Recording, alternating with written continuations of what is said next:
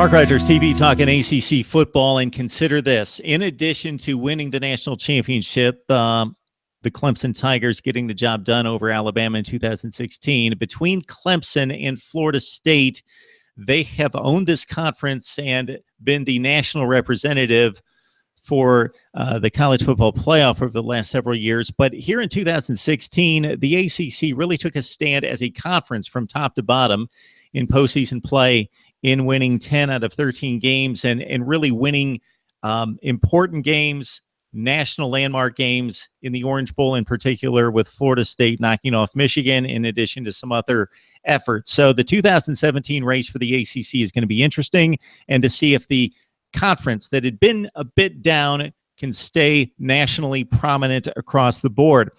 We bring in Mike McDaniel from inside the ACC to talk some ACC football. As always, Mike, it's been a while. How have you been? I'm hanging in there, Mark. Looking forward to getting back into it and starting to dive into the football season, which, here in the second week of June is a lot closer than we think. Now's the time that we hit the newsstand and see all the top 25 predictions come out across the board, or we don't have to necessarily hit the newsstand anymore. We just look on the internet. So Athlon Sports has been one of the prominent publications in college football, and they released their top 25 here in the last week to 10 days. So we're going to run it down through the ACC standings and see and get your thoughts, Mike. So we'll start at number 25 with Virginia Tech coming off the 10-3 campaign, the appearance in the ACC championship game.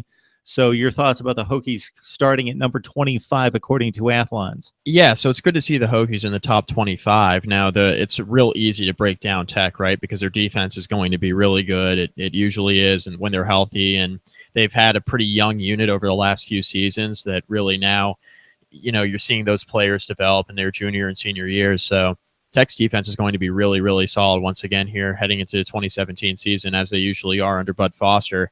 The irony here is that the one question mark really is going to be back on the offensive side of the football. And Tech's had questions on offense for the last few seasons, but last year quelled a lot of those due to the fact that Justin Fuente came in with his system, and the Hokies were off and running offensively last year. But, the running game, despite the passing game being really solid for the Hokies last year, the running game struggled a ton. And I think when looking at Virginia Tech and being able to break them down, it's, will they be able to get more quality reps and more production out of the running back position specifically? Gerard Evans last year, as a quarterback who's now since moved on to the NFL, was a guy that, carried the ball a ton for the Hokies just because they struggled so much to run the ball with their running backs.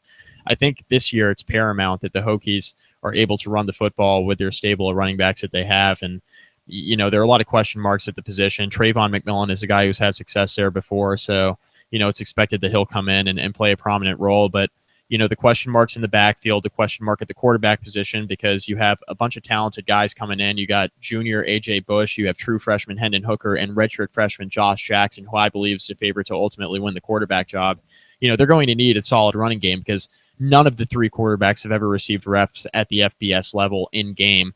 A.J. Bush used to play at Nebraska a few years ago, but he was the third-string quarterback, so he never received game reps there.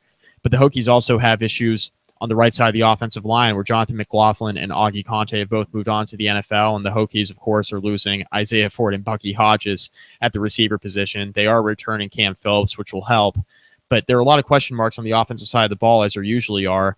The last few years prior to last season, the question was really surrounding whether or not the system was good enough for the Hokies to compete in the ACC. Now it's whether or not they have the players to come in, the younger guys as freshmen, sophomores, that can produce right away. Because I think if the Hokies have, similar success that they did on the offensive side of the ball in 2017 as they did in 2016, I think they'll be a lot better than number 25 at season's end. I think we would both agree that if Gerard Evans was coming back at quarterback in Blacksburg, that the Hokies would be the odds-on favorite to win the division, but that's obviously not the case.